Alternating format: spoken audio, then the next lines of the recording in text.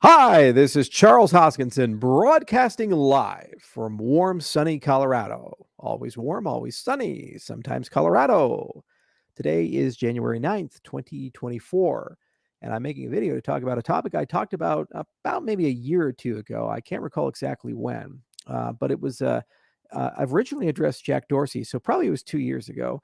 And it was talking about Twitter 2.0 and the kinds of things one could do with blockchain technology and the cryptocurrency industry and decentralized social networks.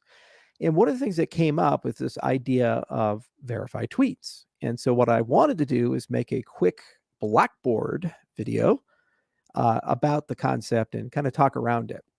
So, without further ado, let me share my screen. Wah! All right, here we go. So, verified tweets. So normally the account flow of Twitter is when you have a user, and we'll call this user Bob. When Bob goes for Twitter or X or whatever the heck they call it these days, step one is this concept of login. And this is typically called access control. Okay, access control. And basically, the idea is that this allows the user to have access to their account. Now, the concept and topic of access control is a very broad one in cybersecurity and information security. And there's just thousands of nuances and interesting things. For example, is it solo or is it a user? Multi-user, there's policies that go down for access control flow. So access control flow is if, for example, Bob signs in versus Alice signs in. Maybe Alice is the social media expert for Bob. Bob is a celebrity or something. And so when she signs in, she can tweet, for example, but she can't read the private messages. Things like that. So various login systems have different access control systems connected to either one or many users, the policies behind what those users can do, and then the layers of access control. And typically you have, let me zoom out. Sorry, sometimes these pads get a little sensitive and I haven't made a Blackboard video in a while. Okay, so typically you have one factor, two, three factor. You can have more than that technically, but seldom seen three factor or more. And so we have two factor. So generally speaking, one factor is a password.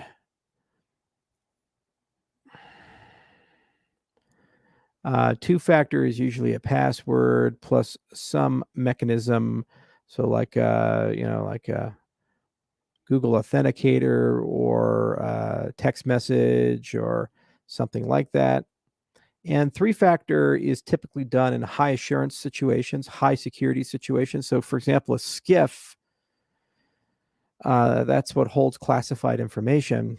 A SCIF is a facility for compartmentalized information. They usually have the what you have, what you are, and what you know. So generally, what you know is a password.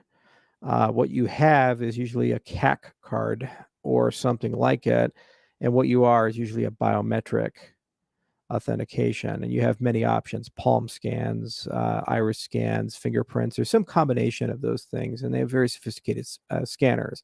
So even if your password gets compromised, someone steals your access card, you need all three of these things in order to get access. So highly secure facilities tend to do three-factor authentication. Most people are moving to two-factor authentication, and the highest level of security is with a piece of hardware. And old methods are some form of a password, and that's usually the worst way of doing access control. Now, you can do other forms of access control. In fact, I'm a huge fan of Web of Trust, and that is a concept of a challenge response instead. So you have a public key, and that has a corresponding private key. And when you create an account, what you do is you register your public key. And when you register that key, what will happen is that the server, this is your server, which has your account, will send a challenge to Bob. And generally what they'll do is they'll encrypt something with your pub key. And the only way you'd be able to decrypt that is if you actually have a copy of the private key. So then you would send back the message, back the plain text. Now there's many different ways you can go about these challenge response protocols, and this is kind of a gross simplification of it, but basically it requires you to have access to a public-private key pair.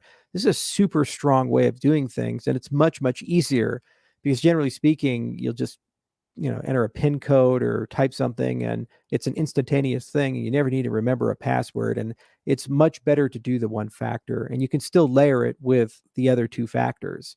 So you can actually add a YubiKey to it, and you can also add a biometric authentication with it. So you can do a fingerprint plus a YubiKey plus a key signature. That would be almost unhackable because the probability of all three of those things being compromised is pretty near to zero, which is why it's the standard for SCIFs. Okay, so access control, super powerful, super important. And then the next is entry with policy.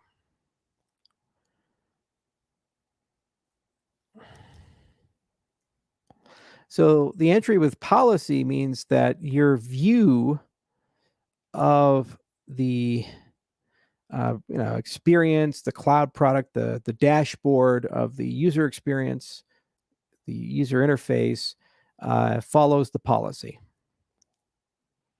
So for example, in the scenario here where we have multi-user access and it's Alice who has that particular view, she sees the ability to tweet but can't click the button to see the private messages, whereas Bob gets the full view of things. So there's a very obvious question that happens is what happens when somebody somehow gains access to your account and is not a legitimate user? Okay, so they're in. So we'll put a little hacker right here, and we'll call this guy, give him a little top hat and horns. We'll give him a cane and a monocle. And we'll call this James. All right, so what happens when evil James is able to bypass and gain access to your account, as with a particular federal agency who shall remain nameless? Well, then what James can do, permitting policy, is that James can then, in the case of Twitter, tweet unauthorized things. And then we all see those tweets and we say, oh my,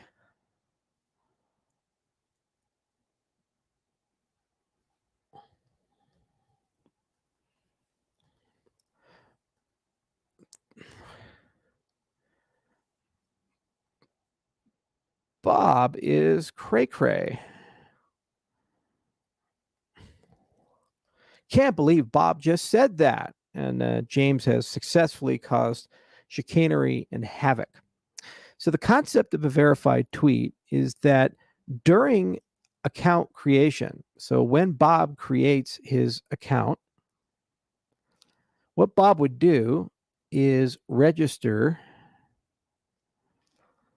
a DID, a decentralized identifier.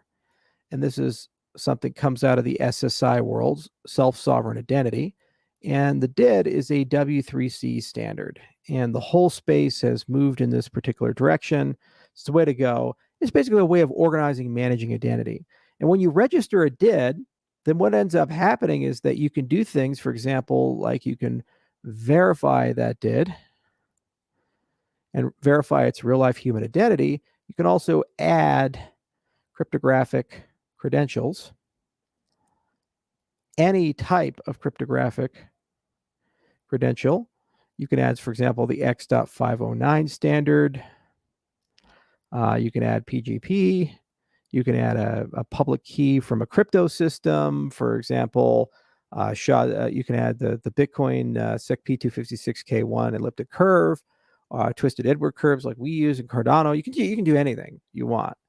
Okay, but once you've registered and verified that DID, there's two things that you get out of this concept instantly. First off, you never need a password again because you can use a challenge response protocol, and the user experience is basically as simple as tapping whatever hardware device or PGP or whatever that way you're managing your key system is. It's very similar to spending a cryptocurrency transaction, and it's significantly more secure because these are one-time challenge responses.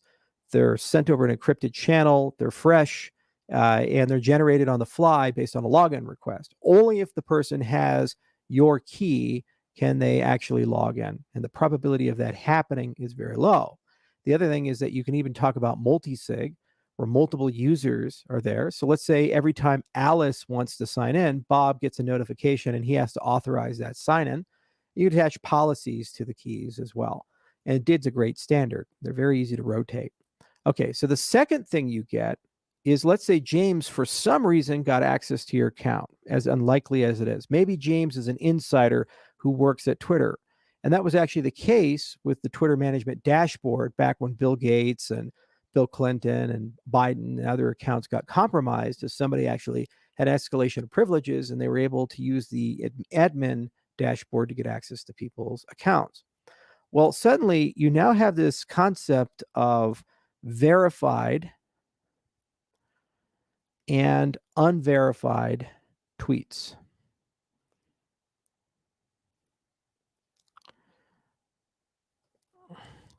Well, wait a minute here. What does that mean? Well, a verified tweet is a tweet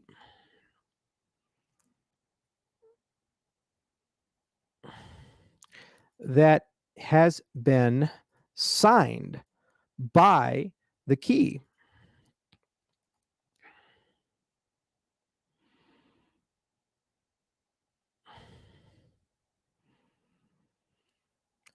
Well, James, even if he's an insider at Twitter, he's an evil attacker, he's a very smart guy, is very unlikely going to have a copy of Bob's key. And so by signing with Bob's key, what you end up getting is a user experience where the tweet visually looks different and it has authentication. And it's very similar to these types of things that live in the world. You notice with like StreamYard, let's go to Twitter, for example, and you see right here it says connection is secure. Well, when we click that lock, you can see that it's a verified, and I can actually take a look at the certificate information that shows me this is the real Twitter. So the organization name, twitter.com, the common name, twitter.com, Twitter Incorporated, the issuer of the certificates, DigiCert, and here's all the information. And I can actually see that entire slime trail. So it was issued November 8th, 2023.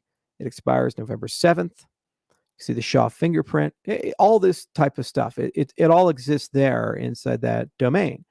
Okay, well, the same view can be created here. And what's interesting is when we subscribe to people, what you would be subscribing to in this system would be adding Bob's DID to your list. So the software would automatically get Bob's cryptographic credentials, his public key. And so whenever Bob tweets, you client side, without Twitter, can actually verify that that tweet is legitimate. And it's interesting. Okay. Now let's say that James tweets on behalf of Bob. What's going to happen is James does not have the ability to replicate the signature. So what will happen is it'll appear different in the GUI and give you a different representation. And in the GUI, it'll say unsigned, unverified.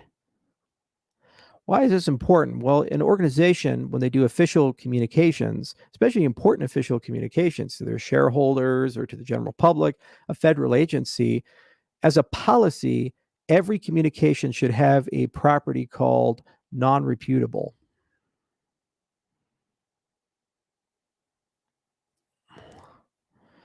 Non-repudiation is a general policy of you can't claim it wasn't you. They use signatures to achieve non-repudiation and also verify the integrity of the message. Because what you do is you hash the message and you sign the hash of the message and include it in the metadata. So anybody who wants to verify, they'll hash the message and then they'll go ahead and check the signature against the signature scheme and their list of people. And then they can verify it themselves that not only was it signed by Bob, but it also is the appropriate message. It hasn't been replaced. That's a property called non-malleability.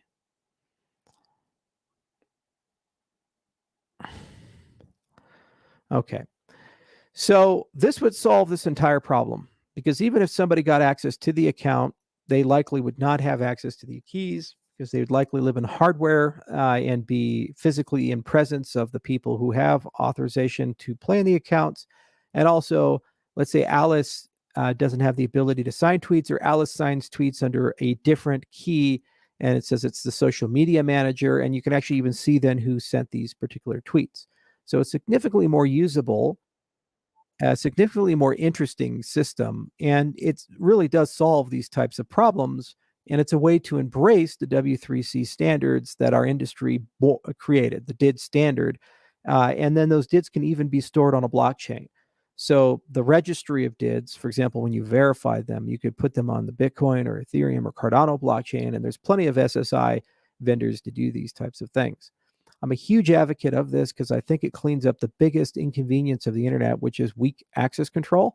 And then also, it really does give you a much more nuanced way of handling communications with people so that you don't run into these escalation of privileges. Because even if you have perfect access control, but the insiders here get compromised, which was the case of the Twitter hack that occurred previously with Bill Gates and the rest of the people, the service itself can impersonate you, communicate on your behalf, and then cause this scenario right here where people are like, oh, he's crazy. He's a bad person. He's tweeting evil things. And then it puts the onus of security on the user. And it's up to them whether they get a DID. And it's up to them if they program their access control accordingly. So a lot of work has to be done in our industry. For example, I'd love an access control DSL to get very granular about things and allow people to kind of paint by numbers on how access control is going to work.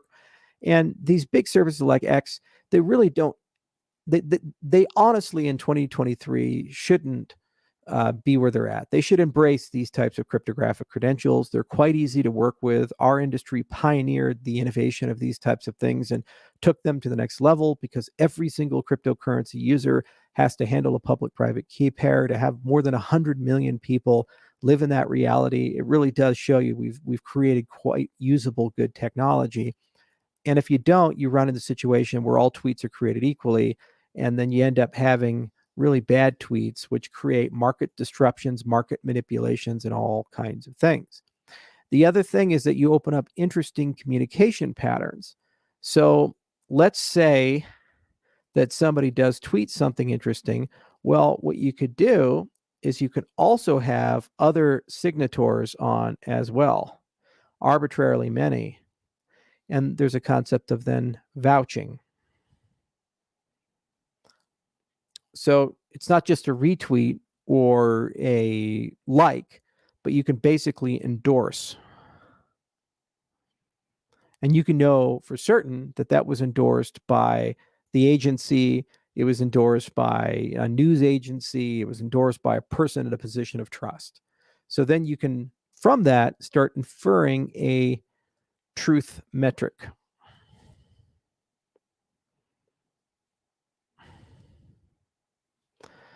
Now, another really cool thing is a concept called veracity bonds, where you actually attach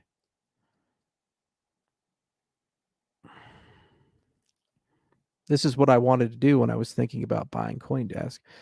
Veracity bonds, you can actually attach funds to a package of information with a truth value.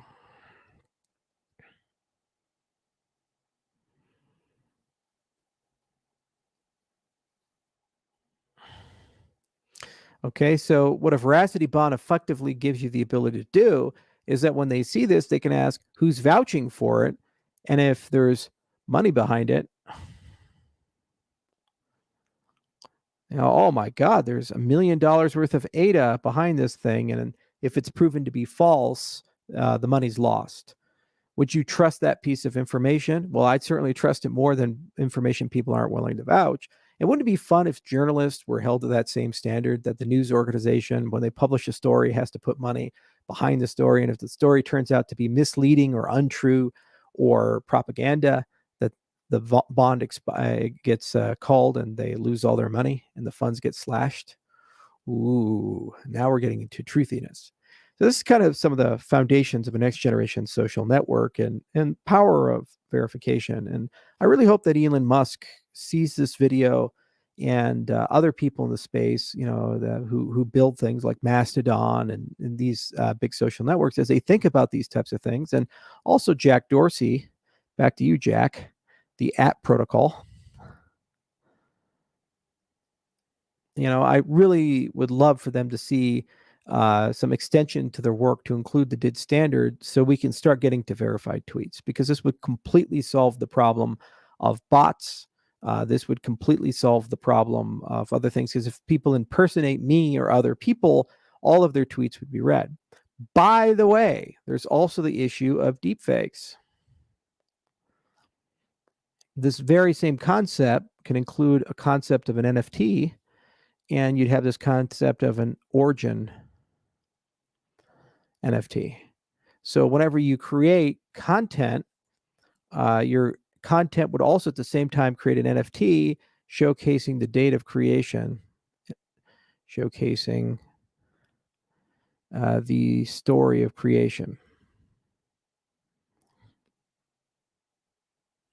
So a video, a picture, a song, an infographic, and then you can use these very same principles to have this go back to some sort of author. And the author would be identified with, oh Lord, lo and behold, it did. So this completely sorts out your generative AI issue. Whenever you see anything, if it doesn't have an origin NFT, it's something that shows the provenance of it. Basically, it just gets put into the category of unsigned, unverified. So it's not necessarily not true. It could be a copy of something that's true, but at least gives you some information that nobody vouches for this thing that is discernible. So then you have to go through a social process to kind of sort this stuff out. And you can even have a verification service then. So verification as a service.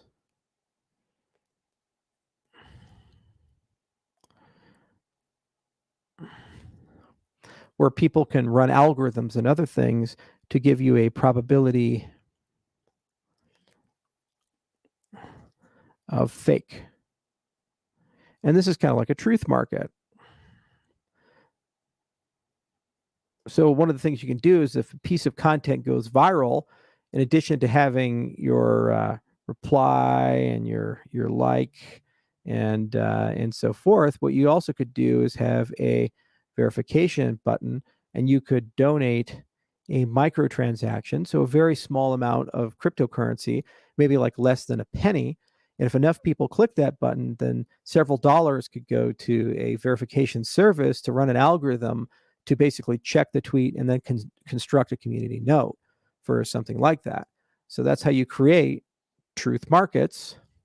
And that's an example of an instrument of truth, as is a veracity bond, as are non-reputable signatures, and ultimately DIDs in the verification of the DIDs. So these are marketplaces for truth. Social media needs this. And if X doesn't do this, I don't anticipate they're going to survive. Now, they won't die overnight, but somebody who does do this is going to have a gargantuan advantage, because they'll be able to combat the deep fakes. They'll be able to completely remove all of the bots. For example, you could just say you have to have verified DID to be able to post. Or you can create segregated user experiences and you kind of have, proper Twitter, and then you have no man's land. No man's land. And no man's land has all the unverified stuff.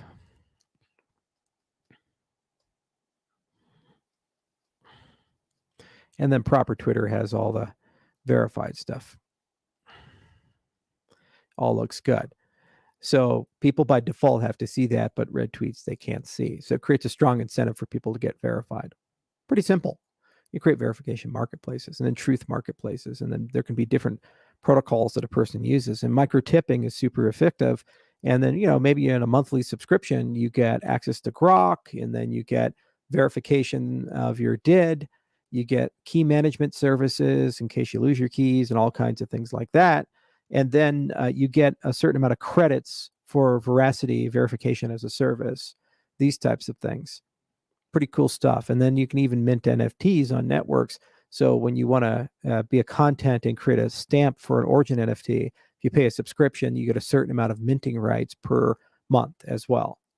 You see, so these are the kinds of next generation business models, or kind of Web 2.5. It's still an application that lives on a server, but it uses some blockchain concepts and some blockchain backend to be able to facilitate and upgrade it to have a much better trust model overall.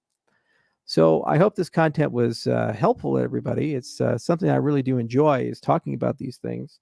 I kind of regret I never built a social network. One of these days, I think I'm going to have to. It's just one of those things where I was always so busy, and the technology to build them is pretty involved, because you have to figure out how to decentralize all the data. And there's some great projects in Cardano like Iagon, and the broader ecosystem like the IPFS and Filecoins of the world, who are looking into these things, but it's going to take some time to kind of work through. But this is one of the killer applications. And I think projects like the App Protocol are really starting to take the Fediverse to the next level and really upgrade and refine what the prior protocols that we've had inside the Fediverse with the Gabs and the Mastodons and the others to basically correct those deficiencies that we have. Things like Activity Pub or Activity Hub or something like that. I forget the name of the predecessor protocol that Fediverse uses. So anyway, I hope this was helpful. It's been a wild ride today, and just careful what you read, I guess. Cheers.